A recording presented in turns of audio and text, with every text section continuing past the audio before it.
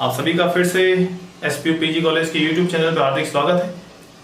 आज हम बात करने वाले हैं बीकॉम थर्ड ईयर का ग्रुप फर्स्ट का पहला पेपर मैनेजमेंट अकाउंटिंग, जिसका सिलेबस हम डिस्कस कर चुके हैं। और आज हम सिलेबस को क्या करेंगे, लिबरेट करने वाले हैं कि सिलेबस में एक्चुअल में हमको पढ़ना क्या है और इसका एक ओवरव्यू क्या है, जिससे कि आपके दिमाग में ऐसी छवि बने कि हमें ये टॉपिक सारे कवर करने हैं। फिर हम वन बाय वन टॉपिक लेके हम लोग चलने वाले हैं। तो आप बने रहिए चैनल के साथ में, चैनल को ज्यादा से ज्यादा शेयर करें, सब्सक्राइब करवाएं, बेल आइकन जरूर दबाएं और लाइक का बटन जरूर क्लिक करें। तो चलिए शुरुआत करते हैं। हमें क्या पढ़ना है इसके अंदर मैं आपको बता दूं। मैनेजमेंट अकाउंटिंग एंड जीएसटी, ये टॉपिक जो है आपके मैनेजमेंट अकाउंटिंग जीएसटी, ये दो टॉपिक इसके अंदर कवर है। एक सबसे पहले हमें 3 यूनिट के अंदर मैनेजमेंट अकाउंटिंग पढ़ना पड़ेगा और जो 2 यूनिट इसकी दी हुई वो पूरी जीएसटी की दे रखी है। पहले क्या हुआ करता था कि ये जो जीएसटी वाला जो पोर्शन था वो आपके इनकम टैक्स एंड जीएसटी वाला सब्जेक्ट चलता था पहले मतलब इससे पहले जो आपके सिलेबस था इनका। हमारे पास बीकॉम फाइनल के अंदर अकाउंटिंग के ग्रुप में 3 टॉपिक है, 3 सब्जेक्ट आपके कवर करते हैं। मैनेजमेंट अकाउंटिंग, फिर आपका इनकम टैक्स है और फिर आता है ऑडिटिंग। तो इनकम टैक्स से जीएसटी को उठा के किसके अंदर डाल दिया है, आपके मैनेजमेंट अकाउंटिंग में डाल दिया और इनकम टैक्स का दायरा बड़ा कर दिया है। तो जीएसटी हमको यहीं पे पढ़ना है। तो सबसे पहले बात करें मैनेजमेंट अकाउंटिंग की, तो मैनेजमेंट अकाउंटिंग के इंट्रोडक्शंस की बात करें तो मैनेजमेंट और अकाउंटिंग ये 2 वर्ड से बना हुआ एक साथ, इसको अगर इकट्ठा कर 2 वर्ड है मैनेजमेंट प्लस अकाउंटिंग। तो इसका मतलब ये होगी ऐसी अकाउंटिंग जो मैनेजमेंट को डिसीजन मेकिंग में हेल्प करे, वही अकाउंटिंग मैनेजमेंट अकाउंटिंग कहलाती है।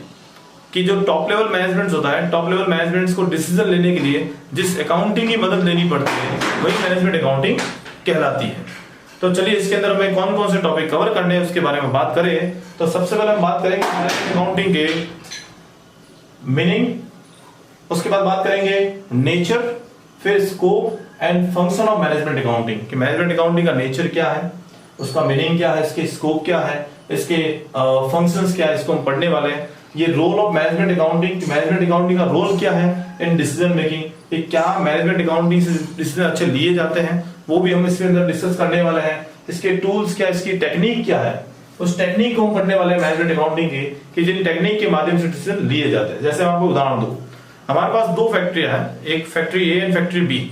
अब फैक्ट्री ए प्रॉफिट में चल रही है, फैक्ट्री बी लॉस में चल रही है, लेकिन ओवरऑल ऊपर से दिख रहा है आप लोगों को कि फैक्ट्री बी लॉस में चल रही है। और अब मैनेजमेंट को डिसीजन लेना है कि क्या फैक्ट्री बी को बंद किया जाए या नहीं किया जाए। तो मैनेजमेंट अकाउंटिंग के अंदर ऐसे टूल्स है जिससे पता किया जाता है कि अगर हम किसी एक फैक्ट्री को बंद करते हैं तो क्या उससे दूसरी फैक्ट्री अगर कंटिन्यू चलाते हैं तो क्या प्रॉफिट होगा या लॉस होगा।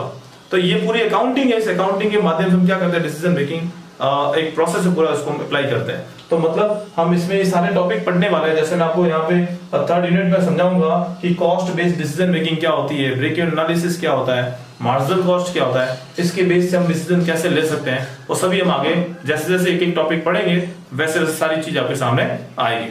तो यहाँ इसके बाद हम देखेंगे तो फाइनेंशियल स्टेटमेंट की बात करते हैं कि फाइनेंशियल स्टेटमेंट हम पढ़ेंगे। फाइनेंशियल स्टेटमेंट की बात करें, आपने बीकॉम सेकंड ईयर में कॉर्पोरेट अकाउंटिंग में फाइनल अकाउंट्स पढ़े थे।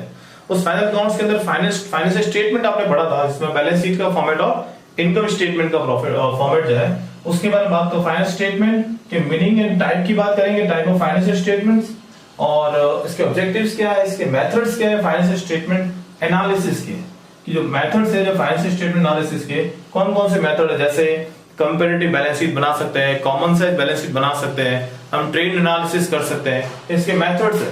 फिर इसके बाद एक मेथड आता है जिसको हम कहते हैं रेशियो एनालिसिस, अनुपात विश्लेषण, ये भी हम पढ़ने वाले हैं। अनुपात विश्लेषण में इसके क्लासिफिकेशन ऑफ रेशियोज, कितने तरह के रेशियोज होते हैं, लिक्विडिटी के रेशियोज है, प्रॉफिटेबिलिटी के रेशियोज है, इन्वेस्टमेंट रेशियोज है, बैलेंस शीट बेस्ड रेशियोज है, ये सभी हम पढ़ने वाले हैं। इसके क्या इंपॉर्टेंस है, इसकी क्या लिमिटेशंस है, ये भी हम लोग डिस्कस करने वाले हैं। तो ये हमारा यूनिट फर्स्ट जो है, इसमें जो प्रैक्टिकल पोर्शन जहां से क्वेश्चन बनता है वो हमारा है रेशियो एनालिसिस, जहां से आपको 15 नंबर का क्वेश्चन मिल सकता है। यूनिट सेकंड जो है वो आपके financial performance appraisal, fund flow statement और कैश फ्लो स्टेटमेंट की बात करता है।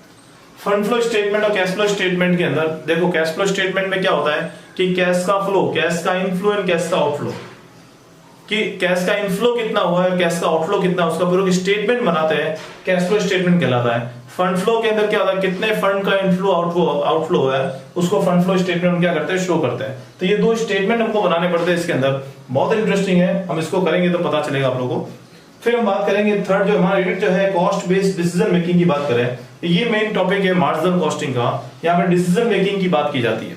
डिसीजन मेकिंग के अंदर कि ब्रेक इवन एनालिसिस क्या होता है। जैसे एक ब्रेक इवन पॉइंट की बात करें, ब्रेक इवन पॉइंट का मतलब होता है कि एक ऐसी पोजीशन जहां पे नो प्रॉफिट और नो लॉस की स्थिति रहती है कि कंपनी उतना उत्पादन करे जितना उसकी कॉस्ट, उतने उत्पादन से उसकी कॉस्ट रिकवर हो जाए, उसको कहते हैं ब्रेक इवन पॉइंट।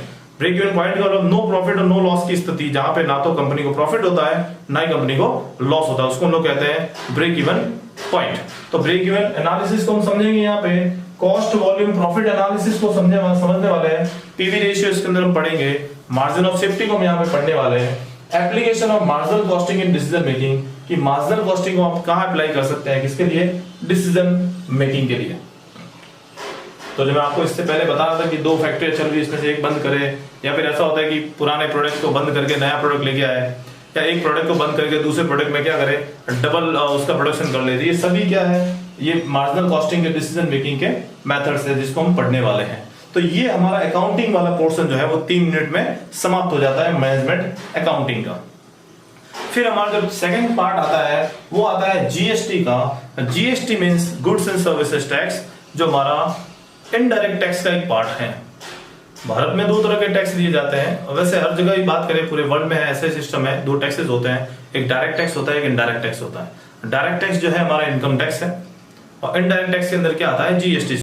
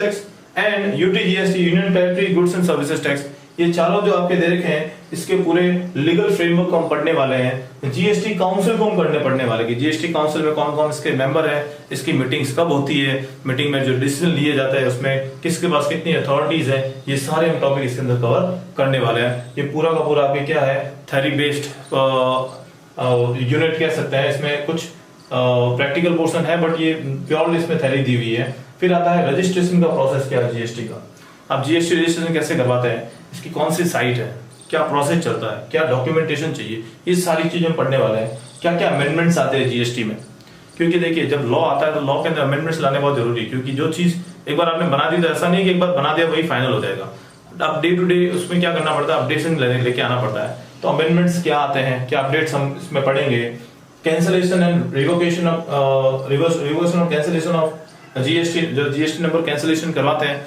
उसका क्या प्रोसेस है, identification of nature of supply, continuous supply, taxable and non taxable supply, इसकी हम बात करने वाले हैं। और फिर एग्जम्पशन की बात करेंगे और कंपोजिशन स्कीम की बात करेंगे।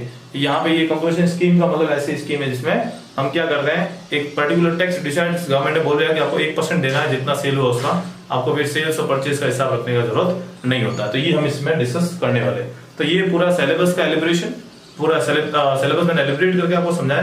पहले हमने सिलेबस को पढ़ा था कि पहले ये सिलेबस हमारा क्या था और सिलेबस के हम क्या क्या टॉपिक कवर करने वाले हैं, वो सारे टॉपिक मैंने आपको समझाया। अब इसके बाद हम लेक्चर सीरीज लेके चलेंगे, तो हम शुरुआत करेंगे मैनेजमेंट अकाउंटिंग के इंट्रोडक्शन से, फिर हम आगे आगे चलते चलते फिर आपके सारे के सारे टॉपिक इस वीडियो लेक्चर सीरीज में कंप्लीट करेंगे। तो आप बने रहिए चैनल के साथ में, और बहुत बहुत धन्यवाद आप सभी का। Thank you very much.